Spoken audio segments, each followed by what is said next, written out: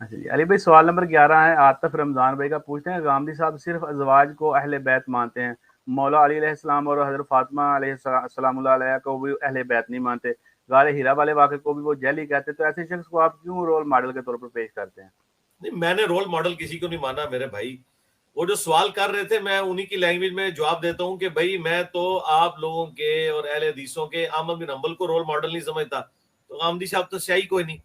میں جب غامدی صاحب کی تعریف کرتا ہوں تو آپ یہ کیوں بھول جاتے ہیں کہ ان کے اوپر نقد بھی سب سے زیادہ میں نے کی ہوئی ہے.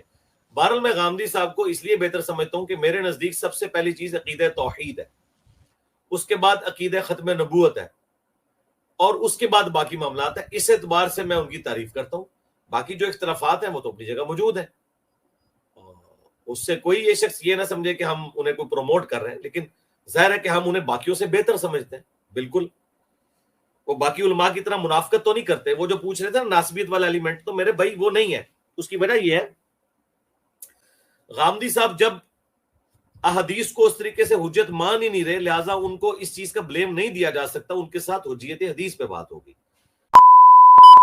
غامدی صاحب جب احادیث کو اس طریقے سے حجت مان ہی نہیں رہے، لہٰذا ان کو اس چیز کا بلیم نہیں دیا جا سکتا، ان کے ساتھ حجیت حدیث پہ بات ہوگی.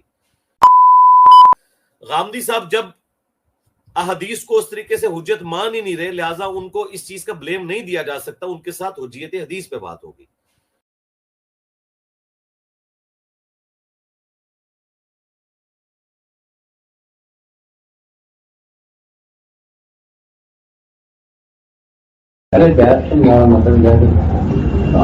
اہل بیت تو قرآن مجید کی سری نص سے ثابت ہے کہ صرف نبی صلی اللہ علیہ وسلم کے ازواج مطہرات،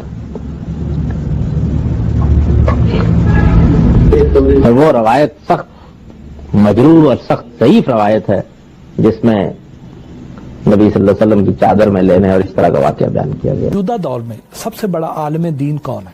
میرے خیال ہے کہ جاوید احمد غامدی صاحب بہت بڑے عالم دین ہیں. وہ کیا کر رہا تھا؟ وہ غامدی کا ہاتھ چوم رہا ہے. اہل حدیث کو ناسبی کہتا ہے اور غامدی کا. موجودہ دور میں سب سے بڑا عالم دین کون ہے؟ میرے خیال ہے کہ جاوید احمد غامدی صاحب بہت بڑے عالم دین ہیں. غامدی صاحب جب احادیث کو اس طریقے سے حجت مان ہی نہیں رہے، لہٰذا ان کو اس چیز کا بلیم نہیں دیا جا سکتا، ان کے ساتھ حجیت حدیث پہ بات ہوگی.